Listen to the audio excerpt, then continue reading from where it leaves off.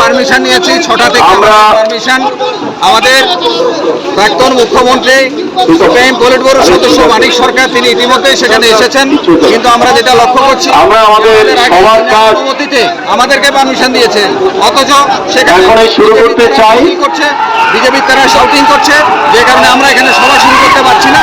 Police সে ভূমিকাটা গ্রহণ করতে পারছে না, তাদেরকে করতে পারছে না। তাদের দায়িত্বশীল নেতারা মন্ত্রীরা সেখানে রয়েছেন, নির্দিষ্ট সময় করছেন, আমাদেরকে মিটিং করতে দিচ্ছেন না। আজকে ওরা পরাজয় ওদের নিশ্চিত, নির্দিষ্ট নিয়মের ভিত্তিতে বিজেপি আজকে চলে যাচ্ছে, উঠে যাচ্ছে। সারা দেশের মানুষ বিজেপিকে সেখানে প্রত্যাখ্যান করছে, সবকিছু তারা বুঝতে পারছে। যে কারণে তাদের পরাজয়ের আতঙ্কে তারা ভুগছে, এই জন্যই আমাদের সভা করতে দিচ্ছে না। মানুষের মুখের ভাষাকে তারা কেড়ে নিতে চাইছে, জোর করে ভোট করতে চাইছে। আমরা এর বিরোধিতা করছেন। তাদের সামনেই আপনারা দেখতে পাচ্ছেন যে ওরা স্লোগান দিচ্ছে, ওরা চিৎকার করছে।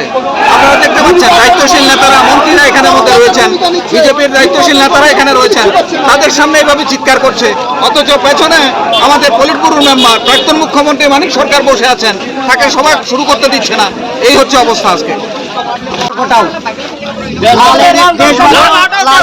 বহুত অত্যাচার করছে, না ওরা তো বলেছে ওরা পারমিশন নিয়েছে প্রোগ্রাম করার জন্য, ওরা পারমিশন নিয়েছে ঠিক আছে, কিন্তু আমরা তো আগে মিছিল বার করেছি, আমাদেরকে মিছিল করতে দিছে না। কে কে এটাই আমরা দিচ্ছি না এখানে প্রোগ্রাম